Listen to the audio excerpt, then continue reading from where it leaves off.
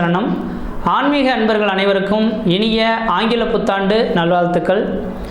நம்ம இந்த வீடியோ மூலமாக 2025ஆம் ஆண்டிற்கான புத்தாண்டு ராசி பலன்களை பார்க்க இருக்கிறோம். குறிப்பாக இந்த வீடியோவானது பார்த்தீங்க அப்படின்னாக்கா மிதுன ராசிக்கான வீடியோ. இந்த மிதுன ராசி அன்பர்களுக்கு 2025ஆம் ஆண்டு புத்தாண்டானது எப்படி இருக்குது அப்படின்னு பார்க்கும்போது, இந்த வருடத்தில் 4 கிரகங்கள் பயிற்சியாக போகுதுங்க. அதாவது ராகு, கேது, சனி பகவான், குரு பகவான், இந்த 4 கிரகங்களும் ஆண்டின் தொடக்கத்திலேயே பயிற்சியாகிறத பார்க்க முடியும். அதனால் இந்த வருடத்தில் பார்த்தீங்கன்னாக்கா நான் ஆண்டு பலன்கள் சொல்கிறதுல முதல் ஆஃப்ன்ற மாதிரி ஒரு பலனாகவும் இரண்டாவது ஆஃப்ன்ற மாதிரி ஒரு பலனாகவும் சொல்ல போகிறேன். அதாவது வருகின்ற 2025ஆம் ஆண்டு ஜனவரி மாதத்திலிருந்து மே மாத காலகட்ட வரலும் ஒரு வகையான பலன்களாகவும், மே மாதத்துக்கு பின்னர் டிசம்பர் மாத காலகட்ட வரலும் ஒரு வகையான பலன்களாகவும் நான் கொடுக்க இருக்கிறேன்.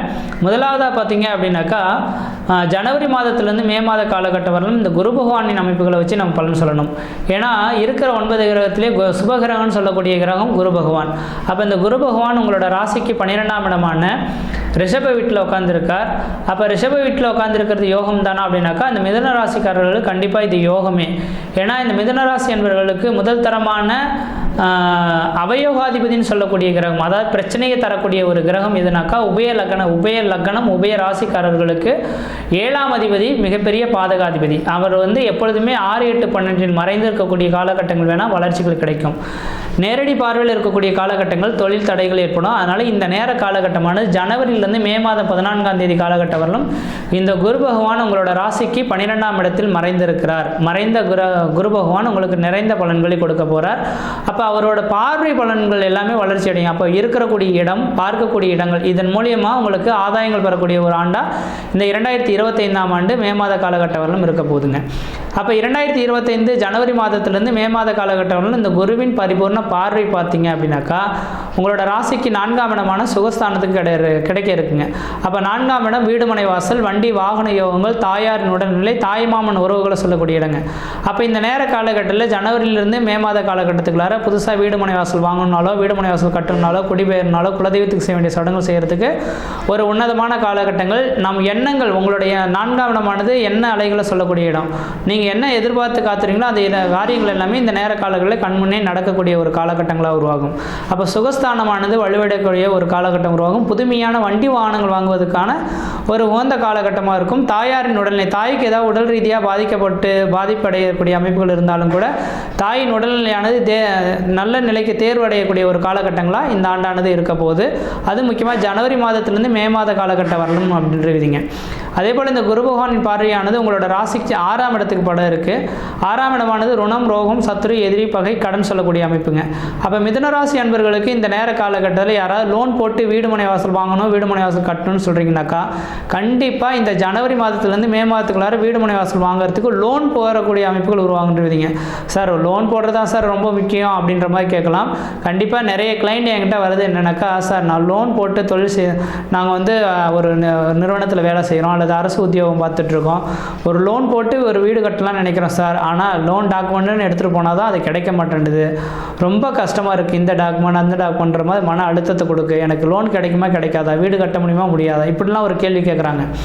அப்போ எப்பொழுதுமே பார்த்தீங்க அப்படின்னாக்கா ஒரு வேளை கையிலிருந்து பணம் இருந்து வேலை செய்வாங்களா அல்லது லோன் போட்டு வேலை செய்வாங்களான்றது கிரக அமைப்புகள் சொல்லும். அப்போ இந்த மிதுனராசி அன்பர்களுக்குலாம் 6ஆம் இடத்தை என்னைக்கெல்லாம் குரு பகவான் பார்க்க இருக்கிறாரோ அந்த நேரத்தில் கடன் வாங்கி வீடு கட்டக்கூடிய அமைப்புகளை ஏற்படுத்தி தரும். ஏன்னா 4ஆம் இடத்தையும் 6ஆம் இடத்தையும் சுபமாக பார்க்குறாரு இல்லைங்களா, அதனால் கடன் வாங்கி வீடு கட்டக்கூடிய அமைப்புகள் உருவாகும். இந்த ஜனவரி மாதத்திலிருந்து பார்த்தீங்கன்னாக்கா மே மாத காலகட்டத்துக்குள்ளார கடன் வாங்கி வீடு கட்டுறதுக்கான வாய்ப்புகள் இருந்தால் கண்டிப்பாக ஏற்படுத்தி கொள்ளுங்கள். உங்களுக்கு கேட்ட இடத்துலேருந்து கடன் கிடைக்கிறதுக்கான வாய்ப்புகள் உருவாகும். அதேபோல் 4ஆம் இடம் கல்வி ஸ்தானம், 6ஆம் இடமானது மருத்துவ ஸ்தானம்னு சொல்லக்கூடிய அமைப்புங்க. மருத்துவத்துறைக்காக மருத்துவத்துறையில் படிக்கக்கூடிய மாணவ செல்வங்கள் யாராக இருந்தாலும் அதுக்காக லோன் கல்வி கடன் பெற்று படிக்கணும்னு ஆசைப்படக்கூடிய நபர்களுக்கும் இந்த நேர காலகட்டத்தில் உங்களுக்கு லோன் கிடைக்கிறதுக்கான வாய்ப்புகள் வந்துட்டுருக்கு. அதே போல் 6ஆம் இடம் உத்தியோகஸ்தானம் அப்படின்னு சொல்லக்கூடிய அமைப்புங்க. அப்போ வெகு நாட்டில் வேலைக்காக எதிர்பார்த்து காத்துட்ருக்கேன் சார், அரசு உத்தியோகத்துக்கு நானும் எதிர்பார்த்து படிச்சுட்டு தான் இருக்கேன், ஏதோ ஒரு நூலிலே எனக்கு தள்ளி போயிட்டுருக்கு, எனக்கு அரசு உத்தியோகம் கிடைக்குமான்னு சொல்லக்கூடிய நபர்களுக்கு கன்ஃபார்மாக தெளிவாக சொல்ல வருங்க. உங்களுக்கு அரசு உத்தியோகன்றது ஒன்று எழுதப்பட்டிருந்தால் வருகின்ற ஜனவரியிலேருந்து மே மாதம் 14ஆம் தேதிக்குள்ளார கன்ஃபார்மாக கிடைச்சே தரும். இல்லையே நீங்கள் அதை நம்ப வேண்டாம். காரணம் என்னன்னாக்கா 6ஆம் இடத்தை சமசப்தமாக இந்த குரு பகவான் பார்க்க இருக்கார். எப்பொழுதுமே 6ஆம் இடத்தை நேரடி பார்வை பார்க்குற மாதிரி விதிகள் வராது. எப்பொழுது வரும்? 12 வருடத்துக்கு ஒரு முறை ஒரு ஜாதகத்துக்கு வரும் விதிங்க. அப்போ 12 வருடத்துக்கு ஒரு முறை வரக்கூடிய இந்த யோகமானது இந்த நேரத்தில் 6ஆம் இடத்துக்கு சமசமமாக கிடைச்சிக்கிறதுனால கண்டிப்பாக இந்த நேர காலங்களில் உங்களுக்கு அந்த வாய்ப்புகளானது கிடைக்க போகுது அப்படின்ற விதிங்க. அரசு உத்தியோகத்துக்கான அமைப்புகள் மிகவும் பிரகாசமாக இருந்துட்டு இருக்கின்ற விதி. அடுத்தது இந்த குரு பகவானின் பார்வையானது பார்த்தீங்கன்னாக்கா உங்களோட ராசிக்கு 8ஆம் இடத்துக்கு பல இருக்குது. 8ஆம் இடமானது நட்டம், அவமானம், விரயத்து சொல்லக்கூடிய இடங்க. ஆனால் சுபகிரகமாக இருந்து 8ஆம் இடத்தை பார்க்கறதுனால ஆயுள் சம்மந்தப்பட்ட பிரச்சனைகள் இருக்கக்கூடிய நபர்கள் யாராக இருந்தாலும் ஆயுள் தீர்க்கமடையக்கூடிய காலகட்டம் உருவாகும். வெகு நாட்களாக கொடுத்த பணங்கள் வராத நபர்கள்லாம் இந்த நேரத்தில் கொடுத்த பணங்கள் வரதுக்கான வாய்ப்புகள் மிகவும் பிரகாசமாக இருந்துகிட்ருக்கு. 8ஆம் இடம் திடீர் அதிர்ஷ்டம், திடீர் பணவரவுகள் அப்படின்னு சொல்லக்கூடிய அமைப்புகளில் அந்த உயில் சொத்து, அந்த ஏற்கனவே ஏதாவது ஃபோட்டோ வச்சுருந்த அந்த ஏதாவது ஒரு லோனு எதுவாக இருந்தாலும் அதன் மூலிமா ஆதாயங்கள் பெறக்கூடிய ஒரு காலகட்டங்களாக இந்த நேர காலகட்டம் இருந்துகிட்ருக்குன்ற விதிங்க. அப்போ இந்த மிதுனராசி அன்பர்களுக்கு ஜனவரியிலேருந்து மே மாத காலகட்டம் வரலாம் ஒரு வளர்ச்சிக்கான காலகட்டமாக இருக்குது.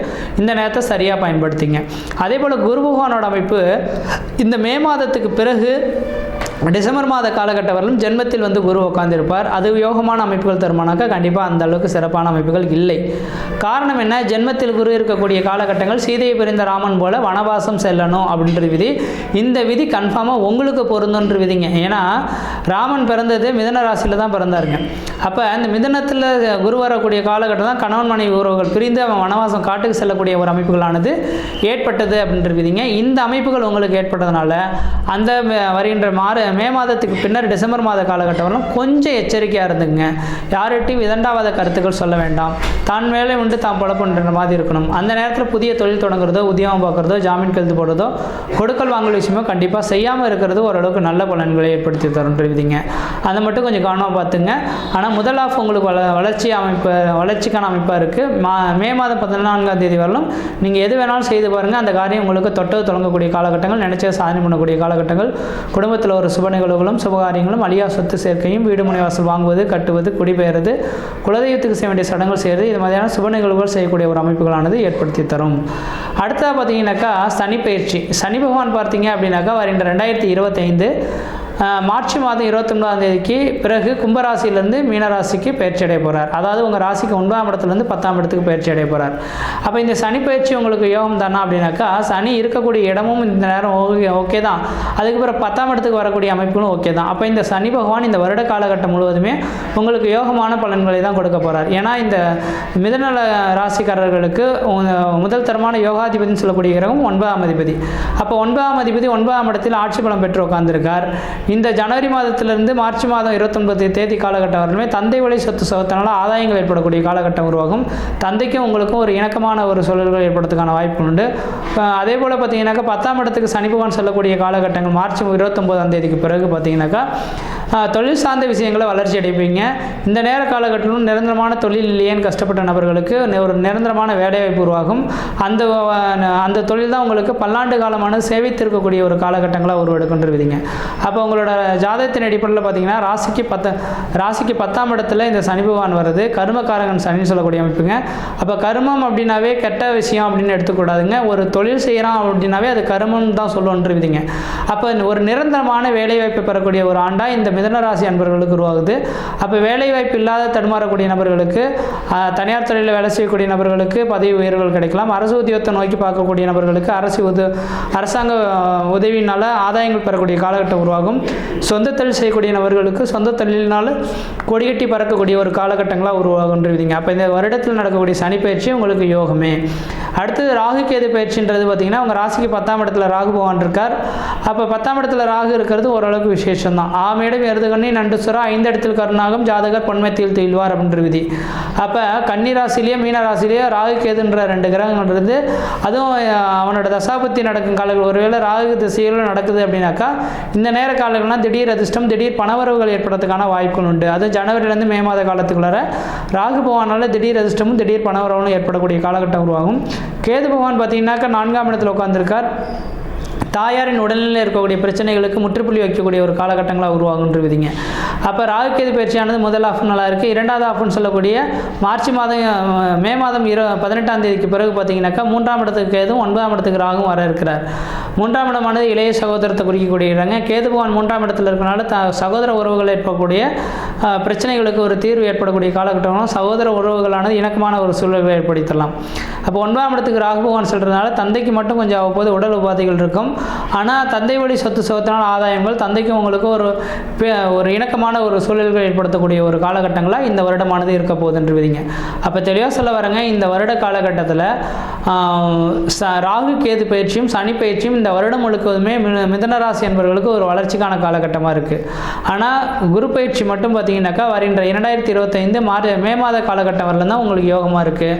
அப்போ குறிப்பாக சொல்லப்போனால் 2025ஆம் ஆண்டு மே மாத காலகட்டம் வரலும் மிதனராசி என்பவர்கள் எது செய்தாலும் தொட்டதெல்லாம் தொடங்கக்கூடிய காலகட்டங்கள், நினைச்சதெல்லாம் சாதனை பண்ணக்கூடிய காலகட்டங்கள், குடும்பத்தில் ஒரு சுப நிகழ்வுகளும் சுபகாரியங்களும், அழியா சொத்து சேர்க்கையும், வீடு மனை வாசல் வாங்குவது, கட்டுவது, குடிபெயர்றது, குலதெய்வத்துக்கு செய்ய வேண்டிய சடங்குகள் செய்வது, எந்த ஒரு காரியத்தை செய்தாலும் தொட்டது தொடங்கக்கூடிய காலகட்டம் உருவாகும். திருமணமாகாத நபர்கள் திருமண வாய்ப்புகளும், குழந்தை பேர் இல்லாத நபர்கள் குழந்தை பேர்களும், படிக்கக்கூடிய மாணவ செல்வங்களுக்கு படிப்பு மூலிமா ஆதாயங்களும், ஒரு உன்னதமான உணர்வுகளை ஏற்படுத்தக்கூடிய ஒரு காலகட்டமாக இருக்குது. இந்த வருடத்தில் நீங்கள் முயற்சி எடுக்கிறது தான் உங்களோட விளைவுகளாக இருக்கணும். அதன் மூலிமா ஆதாயங்கள் பெறக்கூடிய காலகட்டங்கள் வளர்ச்சிக்கான ஒரு அமைப்புகளாக இருந்துட்டு விதிங்க.